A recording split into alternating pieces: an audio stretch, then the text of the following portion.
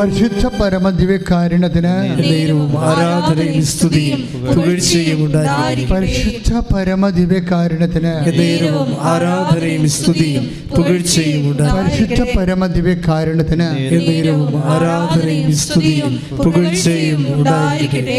സന്തോഷത്തിലിരിക്കുക.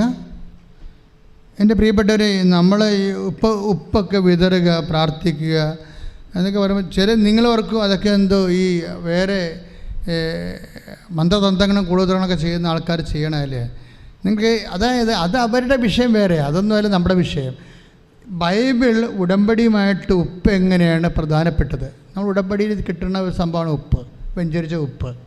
അതിൻ്റെ പ്രയോഗമാണ് ഈ പറഞ്ഞുകൊണ്ടിരിക്കുന്നത്. എന്തുകൊണ്ടാണ് ഇതിന് പ്രാധാന്യം? ഉടമ്പടിയുടെ അടയാളമാണ് ബൈബിളിൽ ഉപ്പെന്ന് പറയണത്. ഉടമ്പടി ഇല്ലാത്ത ഒരു നേർച്ച വസ്തുവും ഞങ്ങൾ നിങ്ങൾക്ക് തന്നിട്ടില്ല. തേനൊന്നും ഉടമ്പടിയിലില്ല, അത് നിങ്ങൾ ഉടമ്പടി ഭാഗമായിട്ട് നിങ്ങൾക്ക് തരണില്ല. പക്ഷേ ഉപ്പ് ഉടമ്പടിയുടെ ഭാഗമാണ്. അത് ഉടമ്പടി ചെയ്തതിൻ്റെ അടയാളമാണ് ഉപ്പ്. അത് നീക്കിക്കളയരുതെന്നാണ് ബൈബിൾ പറയണത്. ഒരു വസ്തു ഉടമ്പടിയുടെ ഭാഗമാണെങ്കിൽ അതിൻ്റെ ഉപ്പ് തളിക്കപ്പെടണം. അതുകൊണ്ടാണ് ഉടമ്പടിയുടെ ഉപ്പ് നീക്കിക്കളയരുതെന്ന് ബൈബിൾ കർശനമായിട്ട് പറയണത്. ഇപ്പം ലെവയ പുസ്തകമില്ലേ, ലെവയ 2:13 എടുത്ത് ശ്രദ്ധിക്കട്ടെ. ഹല്ലേലൂയ.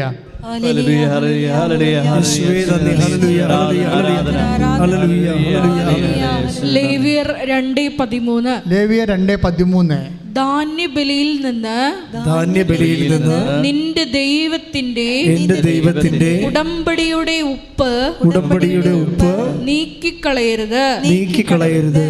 എല്ലാ ധാന്യബലിയോടും കൂടെ ഉപ്പ് സമർപ്പിക്കണം. Praise the Lord. അപ്പോൾ ദൈവത്തിന് അർപ്പിക്കുന്ന ആ ഉടമ്പടിയിൽ അത് ദൈവത്തിൻ്റെതാണെന്ന് മുദ്ര ചാർത്തുന്ന അടയാളപ്പെടുത്തുന്ന ഉപ്പാണ്. അപ്പം നമ്മൾ ആ ഉപ്പ് തന്നെയാണ് പ്രയോഗിക്കുന്നത്. അത് വിശ്വാസ പ്രമാണം ശരിയാണ് പ്രയോഗിക്കുന്നത്. കാര്യം എന്താണ്? എൻ്റെ ഉടമ്പടി പ്രകാരം എൻ്റെ മെരിട്ട് തീർന്നിരിക്കുകയാണ്. ഇനി നിൻ്റെ ഗ്രേസേ ഉള്ളൂ. എനിക്ക് നീയാണ് എൻ്റെ അവസാനത്തെ ആശ്രയം. അതുകൊണ്ട് ആ ഉടമ്പടിയെ അനുസ്മരിച്ചുകൊണ്ടാണ്, വിശ്വാസത്തെ പ്രഖ്യാപിച്ചുകൊണ്ടാണ്. അതാണ് വിശ്വാസ പ്രയോഗമെന്ന് പറയുന്നത്. വിശ്വാസം നമുക്ക് കൈമാറുന്നത് വിശ്വാസ പ്രകാശനമുണ്ട്, വിശ്വാസ പ്രഖ്യാപനമുണ്ട്, വിശ്വാസ പ്രയോഗമുണ്ട്. ആ ഉടമ്പടിയുടെ ഉപ്പ് അത് ദൈവത്തിൻ്റെ രീതി അനുസരിച്ച് ഉടമ്പടി എന്ന് പറയുമ്പോൾ നമ്മൾക്കാണ് ഈ 90 ദിവസം. അത് ഒബേദ് ഹെറോദിൻ്റെ വീട്ടിൽ ഉടമ്പടി ഇരുന്ന ദിവസവും അയാൾക്ക് അനുഗ്രഹം ലഭിച്ച 90 ദിവസമാണ്. പക്ഷേ ദൈവത്തെ സംബന്ധിച്ചിടത്തോളം ഉടമ്പടി അങ്ങനെ ഒരു 90 ദിവസം അങ്ങോട്ട് ഇല്ല. ശാശ്വതമാണ്. നീ ഇപ്പോൾ ഉടമ്പടി ഉഴപ്പിയാലും ശരി, ഉടമ്പടി വീണു പോയാലും ശരി, നിൻ്റെ ഉടമ്പടി ദൈവത്തിൻ്റെ കയ്യിലുണ്ടാകും. അത് കാര്യം ദൈവത്തിന് മരണമില്ലല്ലോ. ഒരു ഇൻറ്റേറിയം പീരീഡിലായിട്ടല്ല ദൈവം ഉടമ്പടി എടുക്കുന്നത്. ഉടമ്പടി നിത്യമാണ്. അതുകൊണ്ട് നീ വിശ്വസ്തത കുറവ് കാണിച്ചാലും ദൈവം വിശ്വസ്തനായിരിക്കും. എന്താ കാര്യം വെച്ച് കഴിഞ്ഞാൽ ഉടമ്പടി ഒരു ശാശ്വതമായ ബന്ധമാണ്. ശ്രദ്ധിക്കട്ടെ. ഹല്ലേലൂയ. 2 ദിനവൃത്താന്തം 13:15. 2 ദിനവൃത്താന്തം 13:5. ശ്രദ്ധിക്കട്ടെ.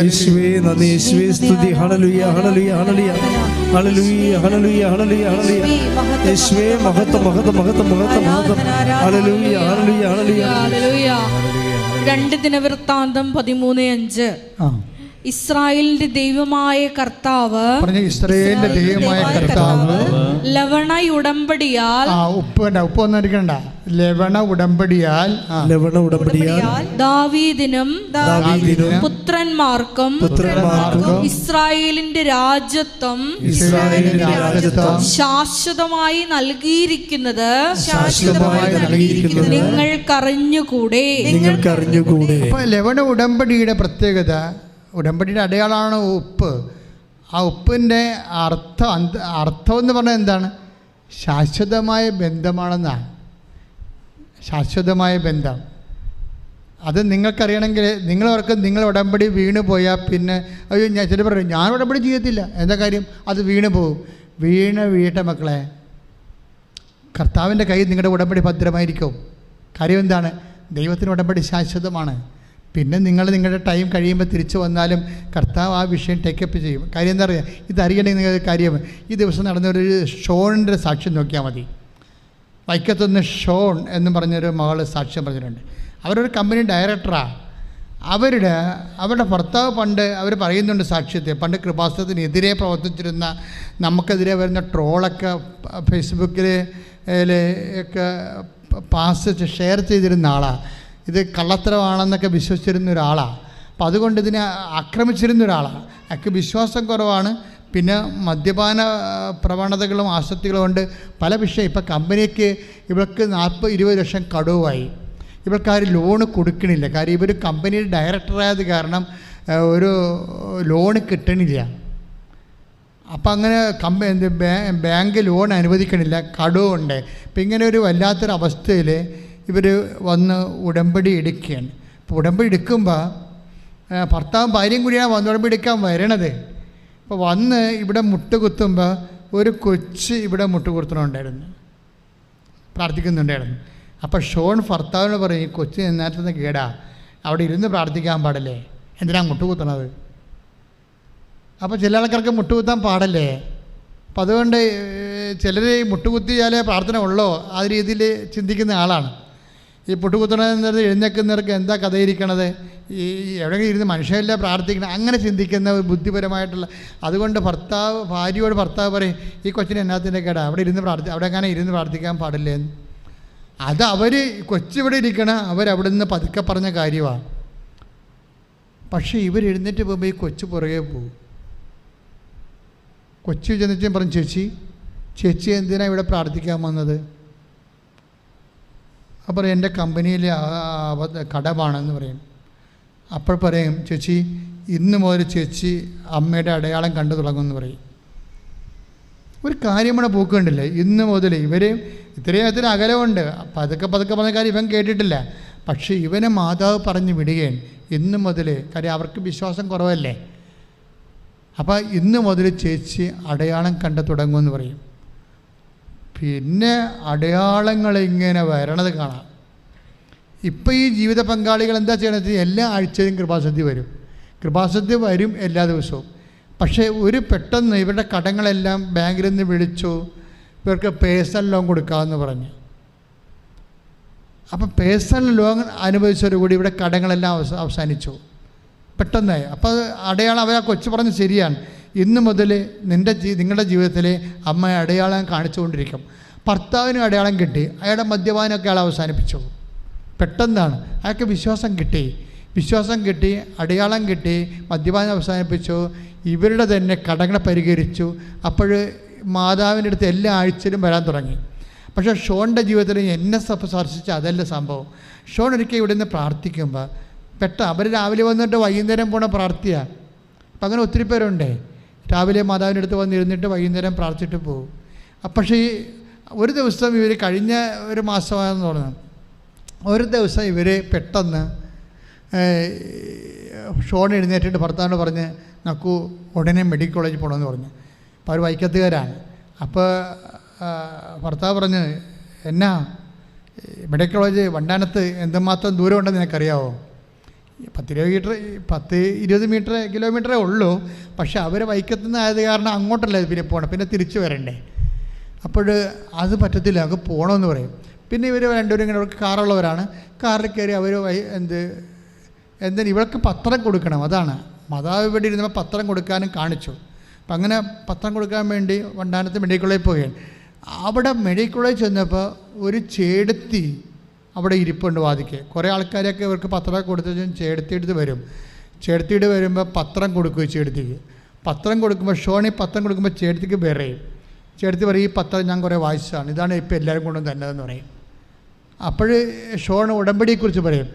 അപ്പോൾ ആ ചേടത്തി പറയും, ഞാൻ അവിടെ ഉടമ്പടി എടുത്തതാണ് 1 കൊല്ലത്ത് മുമ്പ്, എനിക്ക് പുതുക്കാനൊന്നും ഒത്തില്ല എന്ന് പറയും.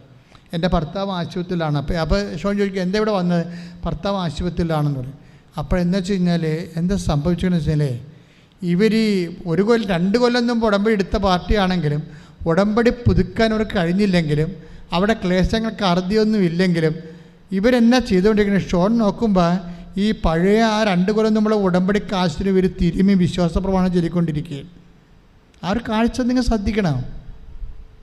ഇവർ വിശ്വാസ പ്രമാണം ചൊല്ലി എന്താ കാര്യം വെച്ച് കഴിഞ്ഞാൽ ഇവർക്ക് ഈ ഭർത്താവിന് മരുന്ന് മേടിക്കാൻ 3 പ്രാവശ്യം മെഡിക്കൽ സ്റ്റോറിൽ നിന്ന് കടം കൊടുത്തതാണ്.